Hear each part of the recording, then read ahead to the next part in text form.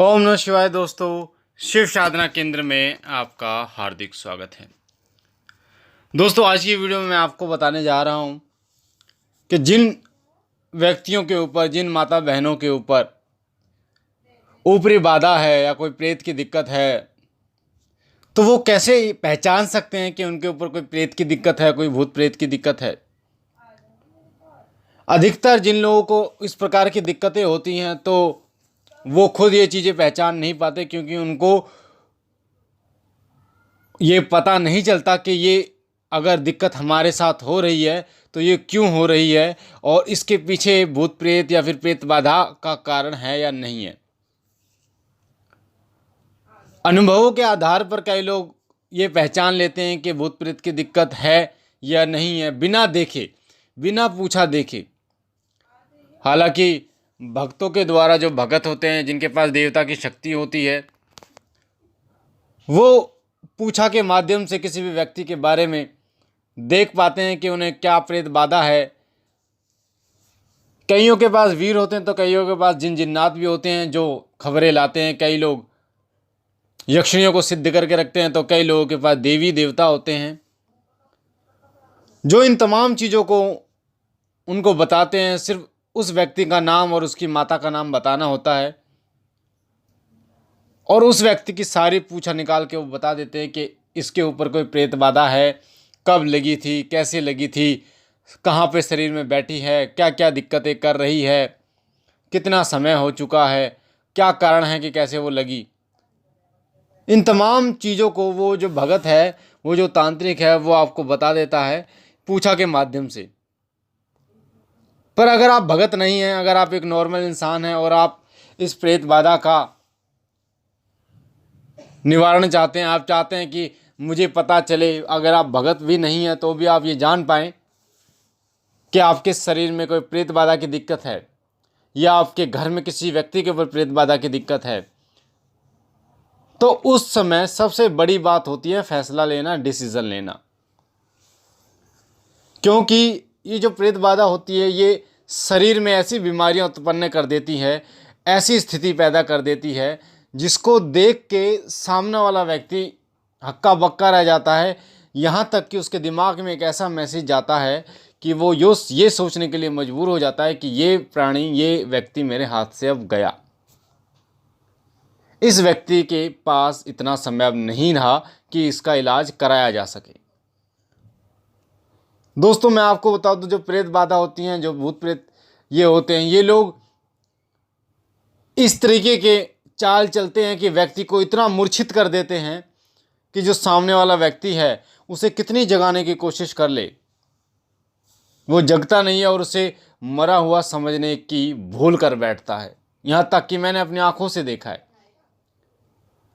और डॉक्टर जो है, डॉक्टर उस बीमारी को पकड़ नहीं पाते और उस समय जब डॉक्टर किसी चीज़ को बोलते हैं कि इनको ये नहीं, ये बीमारी है, आपने हॉस्पिटल में ले जाइए, तो एक व्यक्ति उन्हें हॉस्पिटलों के चक्कर घूमता रहता, काटता रहता, पर वो बीमारी ठीक नहीं होती।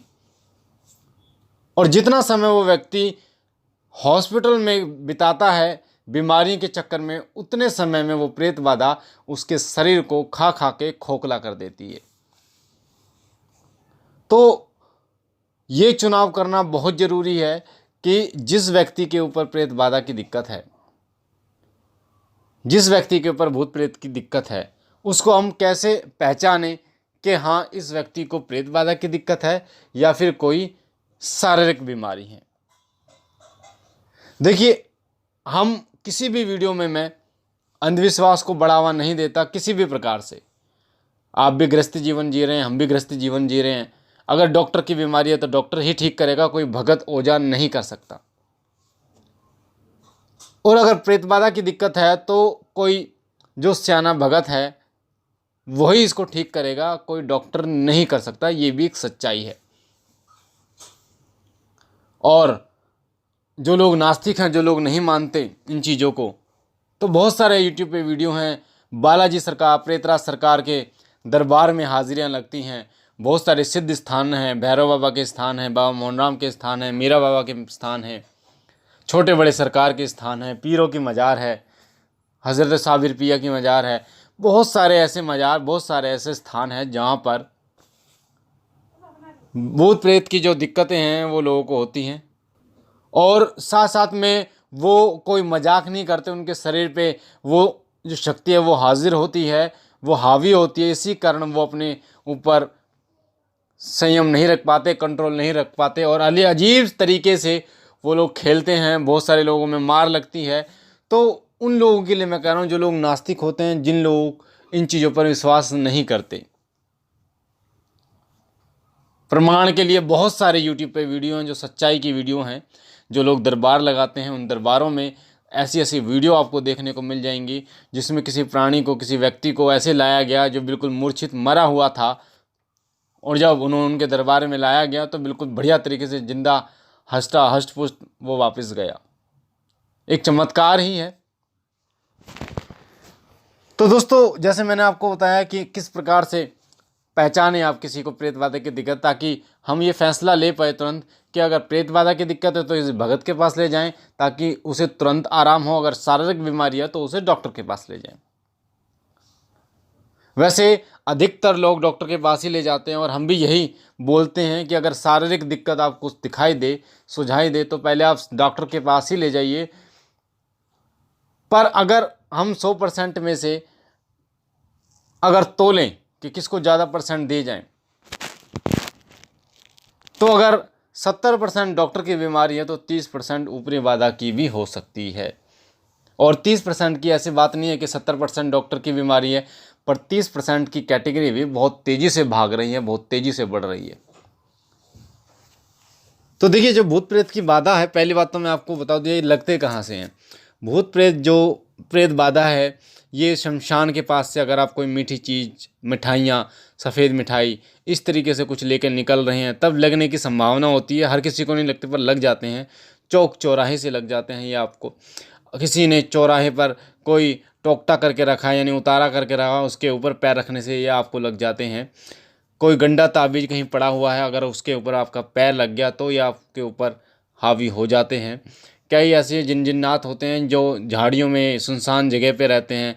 कई बार कहानियों में भी ये सुनने को मिलता है, और ये सच्चाई भी है कि आप सुनसान जगह पर बाथरूम करते हैं तो उस समय भी वो लोग गुस्सा होकर आपके ऊपर हावी हो जाते हैं, या फिर किसी के द्वारा प्रेत बाधा किसी के ऊपर भेज दी जाती है तो भी ये आपके ऊपर हावी हो जाते हैं। तो प्रेत बाधा, प्रश्न ये है कि प्रेत बाधा शरीर में कैसे घुसते हैं। तो प्रेत बाधा जो होते हैं वो हमारे शरीर में हमारे इंद्रियों के माध्यम से घुसते हैं। हमारे जो छिद्र होते हैं, जो हमारी 5 ज्ञानेंद्रियां होती हैं, उनके द्वारा हमारे शरीर में प्रवेश करते हैं।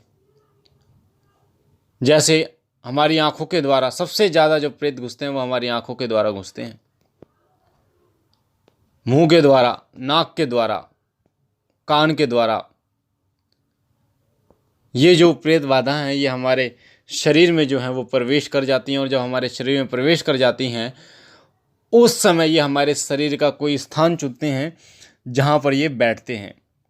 जैसे कंधा हो गया, पेट हो गया, छाती, गले, घुटने में, कमर में, ये इनके मुख्य स्थान होते हैं जहाँ पर ये प्रेत बाधा बैठते हैं। मैं आपको दोबारा बता दूं, कंधा, पेट, छाती, गले, घुटने और कमर,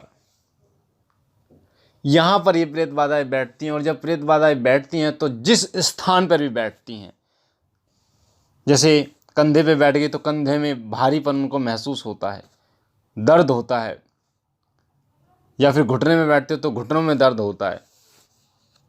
आपने सुना भी होगा कि कई लोग घुटने में दर्द होता है और बहुत सारे हॉस्पिटल में घूम लिए पर उन्हें इलाज नहीं मिला। लास्ट में पता चला कि प्रेत बाधा की दिक्कत थी। पेट में दर्द रहता था, पता नहीं चला, लास्ट में पता चला कि प्रेत बाधा की दिक्कत थी, वहाँ बैठ जाता है और उस समय वो व्यक्ति को दर्द देना शुरू करता है। अच्छा, एक बात और मैं आपको बता दूं, प्रेत बाधा एक वायु होती है, एक सूक्ष्म कण होता है, एक सूक्ष्म ऊर्जा होती है जो हमारे शरीर में किसी स्थान पर बैठती है। पर मैं आपको एक बात और बता दूं, जब ये हमारे शरीर में बैठती हैं तो हमारे जिस स्थान पर बैठते हैं उस स्थान पर ये घाव करना शुरू कर देती हैं। जैसे कोई भी व्यक्ति कहीं बैठता है तो वहाँ पर घाव या वहाँ पर छाप अपनी छोड़ देता है, उसी प्रकार ये शक्तियाँ जो हैं ये हमारे उस स्थान पर बैठती हैं, और उस स्थान पर जब बैठती हैं तो घाव करना शुरू कर देती हैं। जब ये शुरुआत में बैठती हैं तो ऐसा नहीं होता कि परमानेंट तरीके से वहाँ बैठने लगती हैं, यानी आपके शरीर से वो बाहर भी जाती हैं, आप अंदर भी आती हैं, इस प्रकार से आवागमन इनका चलता रहता है। पर जब ये बैठना शुरू करती हैं तो आपको दर्द शुरू हो जाता है। जैसे जैसे ये पुरानी होती जाती हैं बीमारियाँ, जैसे जैसे वो जो प्रेत बाधा है वो पुरानी होती जाती है आपके शरीर में, वैसे वैसे उसका जो तत्व है, वो उसका जो कण है, उसकी जो ऊर्जा है, वो आपके पूरे शरीर में फैलना शुरू कर देती है। जैसे घाव कोई बढ़ता चला जाता है, उसी प्रकार से ये अपना जो अधिकार है वो पूरे शरीर पे फैलाना शुरू कर देती है। अधिकतर जब नई नई ये दिक्कतें होती हैं, प्रेत बाधा किसी को लगती है, कल लगी है, परसों लगी है, 6 महीने हुए हैं, 2 महीने हुए हैं, तो उसको हटाना बहुत आसान होता है, क्योंकि उस समय उसने पूर्ण रूप से आपके शरीर में अपना अधिकार नहीं बना रखा। प्रेत बाधाएं हमारे शरीर पर अधिकार जमाती हैं, हमारे मन पर। जब तक इनका हमारे मन पर प्रभाव नहीं होता, हमारे मन पर इनका कब्जा नहीं होता, तब तक इनको बहुत आसानी से हटाया जा सकता है। पर जब इन्हें समय ज़्यादा हो जाता है, आपने सुना होगा किसी को 1 साल हो गया, किसी को 12 साल से लगा, 40-40 साल से कोई प्रेत लगा हुआ है, तो जब वो किसी भगत के पास जाता तो पहली बात तो हर कोई भगत उसका इलाज नहीं कर पाता, और जब कोई इलाज करता है तो जिस तरीके से लंबी बीमारी होती है तो उसका जो इलाज है वो लंबा चलता है, उसी प्रकार से जब ये लंबी बीमारी हो जाती है प्रेत बाधा की, तो उसका इलाज भी लंबे का मतलब है 21 दिन चलता है, 11 दिन चलता है, 31 दिन, 41 दिन, 2 महीने, इस प्रकार से इसका इलाज चलता है। और जो भगत इन चीज़ों को हटाता है, हालांकि इन चीज़ों को हटाने के लिए जब पुरानी चीज़ हो जाती है तो उसे हटाने के लिए अलग अलग तरीक़ों का प्रयोग किया जाता है। जैसे उतारा, सबसे ज़्यादा महाकाली का जो उतारा है, भैरव बाबा का जो उतारा है, या बुलाकी मशान का जो उतारा है, इनका उतारा किया जाता है उस शक्ति को हटाने के लिए। उस शक्ति के जो जिसके माध्यम से इन शक्तियों को हटाया जाता है, उनका उतारा जो है, उतारे का जो सामग्री होती है, उस उतारे की सामग्री से उतारा किया जाता है उस व्यक्ति के ऊपर से, या उसके पूरे घर से उतारा किया जाता है, और उसमें मरघट में या चौराहे पर रखा जाता है, जिससे वो शक्ति उतर जाती है। पर उसके बाद उनको गंडा, ताबीज़ या यंत्र के रूप में दिए जाते हैं, जिसके द्वारा पानी में घोल कर कई लोग पीते हैं उन यंत्रों को, अष्टगंध से जो लिखे जाते हैं। तो कई जो लोग हैं इनको हटाने के लिए कई अलग अलग तरीक़ों का प्रयोग करते हैं।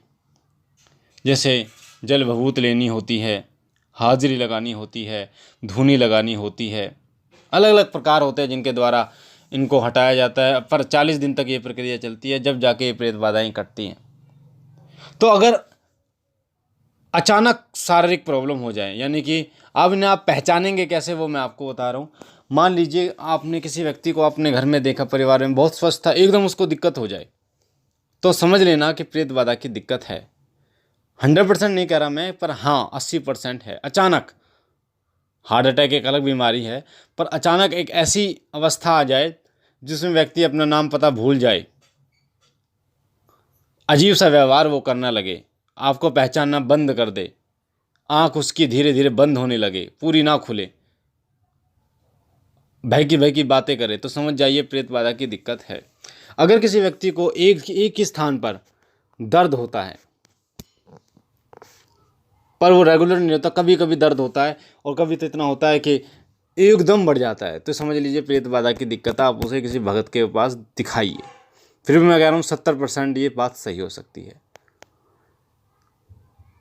कई आपने देखा होगा कई बाहर से लोग आते हैं, तो जब वो सोते हैं, मान लीजिए कोई भाई या बहन है आपके, वो बाहर से आ रहे हैं, और बाहर से आने के बाद जब वो घर में सोती हैं तो उन्हें अगले दिन से डरावने सपने दिखाई देने लगते हैं, बहुत डरने लगती हैं, वो उनका व्यवहार बदल जाता है। तो इसका मतलब अगर वो इस तरीके से व्यवहार कर रही हैं तो उनके पास प्रेत बाधा की दिक्कत है। वो कैसे आई, जब वो बाहर से आए तो कहीं चौक चौराहे से इस तरीके की प्रेत बाधा उनके ऊपर लिपट गई। तो समझ जाइए प्रेत बाधा की दिक्कत है, तो भगत को दिखाइए, अच्छे सियाने भगत को दिखाइए, ताकि आप उस पर तुरंत काबू पा सकें। आज के समय में डॉक्टर की बीमारी का तो एक इलाज है, और एक सामर्थ्य के अनुसार हर कोई व्यक्ति पैसा भी लगाता है, पर अगर प्रेत बाधा की दिक्कत हो जाए तो इंसान बर्बाद हो जाता है। पैसा जब डॉक्टर की बीमारी की बात आती है, प्रेत बाधा को हटा देता है अगर कोई भगत, उसके बाद भी डॉक्टर की बीमारी रह जाती है, फिर उसमें आपको पैसा चाहिए होता है। इससे अच्छा है कि आप पहली सीढ़ी यानी प्रेत बाधा को पहले हटाइए, उसके बाद डॉक्टरी दवाई काम करना शुरू करती है। तो ये थी एक छोटी सी वीडियो जिसमें मैंने आपको बताया कि प्रेत बाधा अगर किसी व्यक्ति को है तो कैसे पहचानें। तो मुझे आशा है ये जानकारी आपको पसंद आई होगी। अगर आप पहली बार हमारे चैनल पे हैं तो सीधे हाथ पे जो लाल कलर का बटन है सब्सक्राइब का, उसे दबा के चैनल को सब्सक्राइब कीजिए ताकि आप हमारे साथ जुड़ सकें, शिव कृपा परिवार के साथ जुड़ सकें। बेल आइकन को दबाइए, घंटे के निशान को, ताकि जो जानकारी हम डालें वो मिले आपको सबसे पहले। हमारा नया चैनल शिव साधना केंद्र, उसका लिंक आपको डिस्क्रिप्शन में मिलेगा, उसे भी सब्सक्राइब कीजिए, उसके साथ भी जुड़िए ताकि जो भी भक्ति भक्ताई की वीडियो हम डालें वो आपको सबसे पहले मिले। लाइक कीजिए, जानकारी अच्छी लगी तो शेयर कीजिए और भाई और बहनों तक, ताकि उनका भला हो सके, वो भी इस अनुभव को महसूस कर सकेंगे, वो भी इन चीज़ों को पहचान सकें।